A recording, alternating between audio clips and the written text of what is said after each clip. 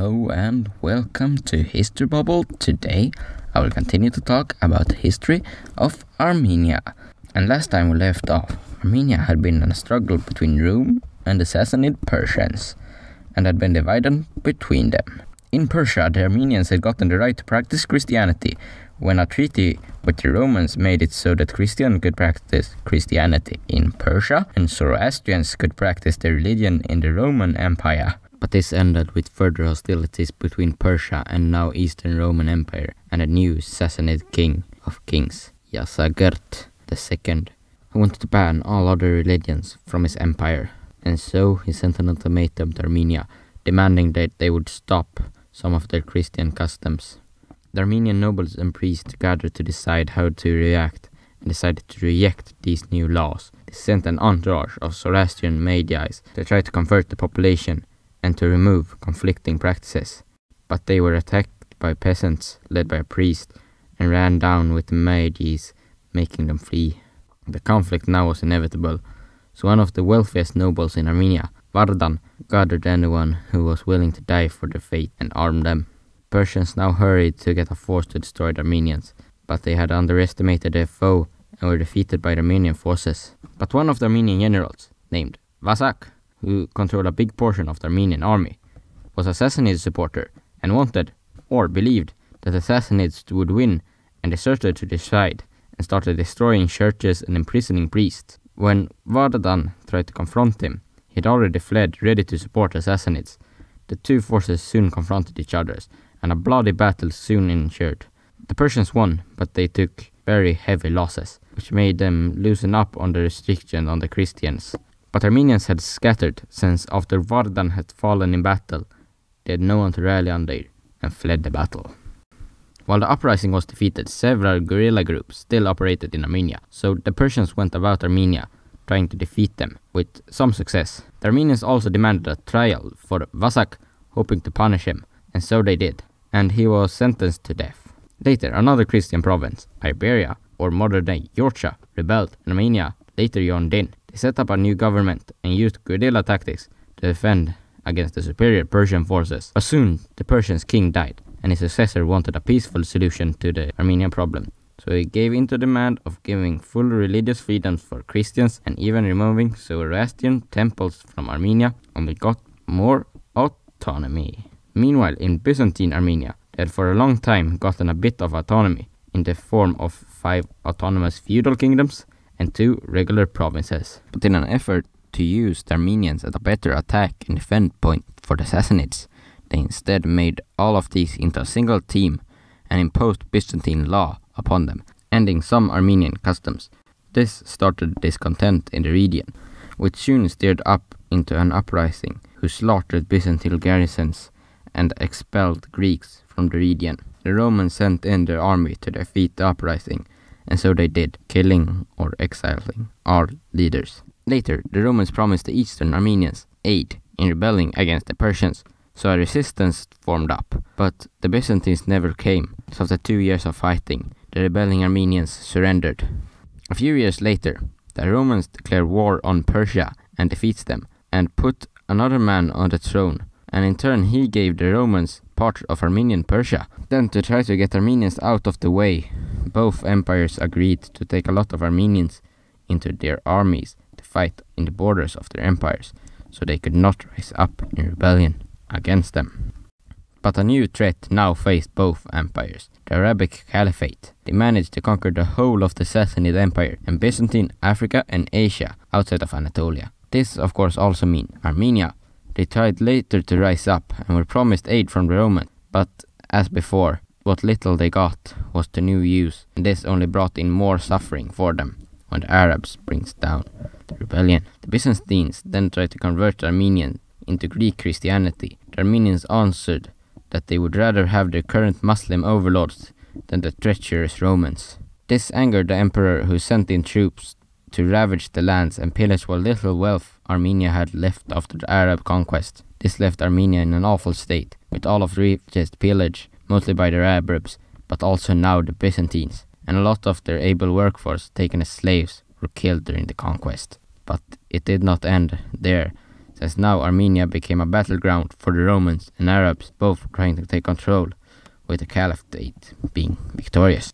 During the reign of the Arab Caliphate, Islam was introduced to Armenia. Some governors tried to implement it peacefully, letting Christians have their religions, but others destroyed churches, forced conversions, and the Christians were forced into the mountains and rural areas to escape these governors. When one of these oppressive governors ruled, the Armenians had enough to rebel against them. Under Ashot Bagratid, the Arabs sent a force double the size that of the rebels, but were defeated, and the Caliph granted Armenia sovereignty under their rule. So Armenia now had become an independent state in almost all but in name. In the beginning, there were many possible usurpers trying to take control of Armenia, so Ashot had to spend his first years taking control of them. After this, he went to treat with Byzantium and got a deal with them promising their protection to Armenia if they would send troops to aid them now. But he died on the way back from this mission. Ashot's son, Sembat, now took the throne, but was challenged by his uncle, who was the head of the Armenian army, and he went to capture the new capital of Armenia, Ani, and overthrow his nephew. But the Catholicos, the head of the Armenian church, persuaded him to stop. But he still clung on to the city he had already captured.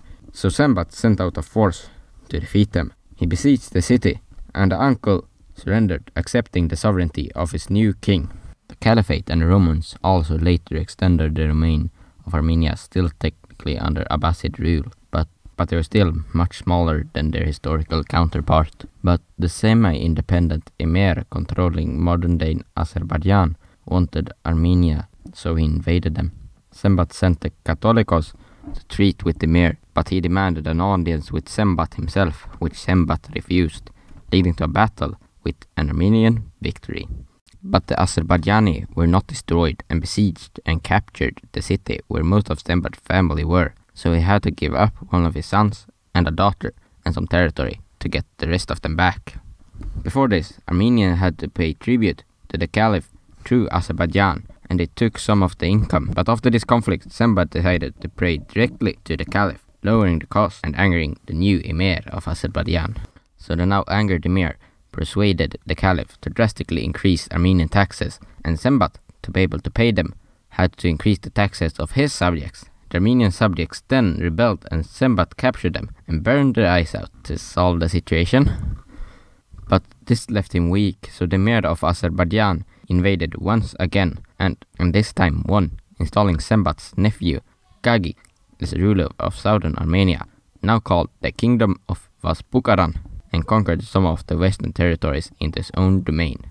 Gagik later tried to betray the Muslim and go back to Sembat's side, but Sembat was besieged in a castle and soon captured, tortured, and then executed. The new king, Ashot II, tried to take back the territory they had lost and drive out the Arabs from their lands, and was initially successful. The Azerbaijanis soon struck back, and no one really had control over Armenia, resulting in a state of anarchy in the nations. After a few years of much death, destruction, and pillaging in Armenia, Ashot manages to get the upper hand by getting the Byzantine emperor to help him in the conflict, managing to take control of most of the territory, to the most part ending the anarchy. But one rebel leader, the king's cousin, also named Ashot, refused to step down and proclaimed himself king, and the Azerbaijani emir started to support him. They tried to bring down the Armenians through infighting, and the land brought back into the hands of the Bagratids. After defeating some more rebels and driving back Caucasian tribes, Ashot abdicated to an island in Lake Sevan. But after his resignation, the revolts continued, and in Vaspukaran, the king had died and the country was divided in three. And in Armenia, a new king took power who took a more peaceful approach to these rebels, giving up territory to them, resulting in a total 7 Armenian kingdoms. Even though Armenia was divided, it saw the most peace and prosperity in many years. Armenia, now with peace, could focus more on economic development, and they had a good position to do so.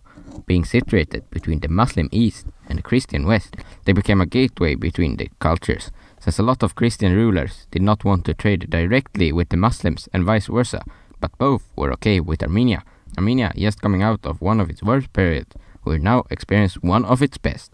But after the new king's death, a succession crisis occurs, when the firstborn son takes the throne, but his other, way more popular son rise up against him, but the Catholicos manages to stop him, promising him the throne on his brother's death. But when the king was captured in a war with Georgia, his brother tried to usurp the throne and would have done so if the king had not been released, and he just returned when tried to do so, forcing him to flee the nation.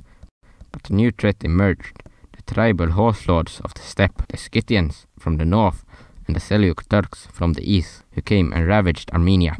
The kingdom of Vaspukaran were one of the first to fall, and ceded their territory to the Romans in hopes of protecting them from the Seljuks. The king was given new lands in Cappadocia, and they fled with about a third of the population of the kingdom. The Armenian kingdom, that of Bagratids of Ani, manages to defeat the Seljuks in battles and drive them away, at least for the time being. The Byzantines now saw the weakness in Armenia and invaded some of the kingdoms. Many of the smaller kingdoms fell to the Turks or Romans.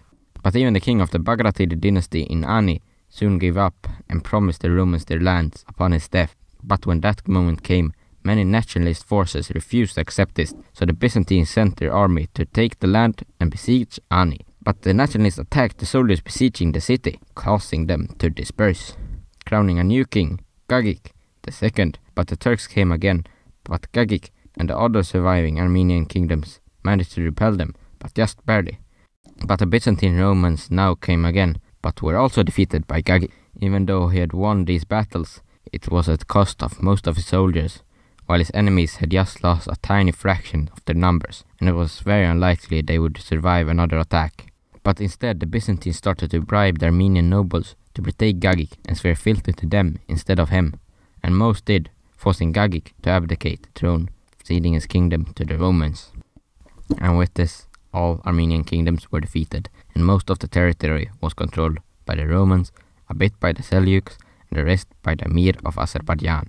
But the Byzantines did not have control for long, and soon lost the territory to the Seljuks, but not after much fighting, pillaging and sacking, removing most of the wealth that Armenia had gotten under the Seven Kingdoms. Because of this, many Armenians fled deeper into the Byzantine empires, mostly into Cappadocia and Galicia, where their ancestors had lived, since these territories had been a part of Armenia under Tigranes the Great. It was often a place of refuge for Armenians having to flee their homelands, leading to a large part of the population on these lands being Armenian. And what this will lead to, we will see in the next episode, when a new Armenian kingdom is created. See you then!